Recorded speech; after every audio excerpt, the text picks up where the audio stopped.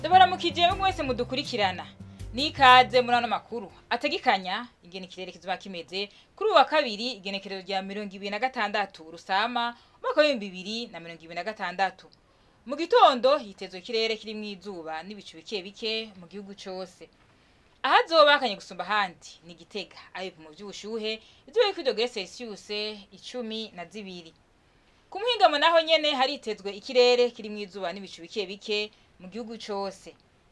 Naye hazoba hashushe gusumba handi akaba ari mu Cibitoke mu ntara ya Bujumbura ayipimo by'ubushuhe bizoba kuri dogere Celsius 30.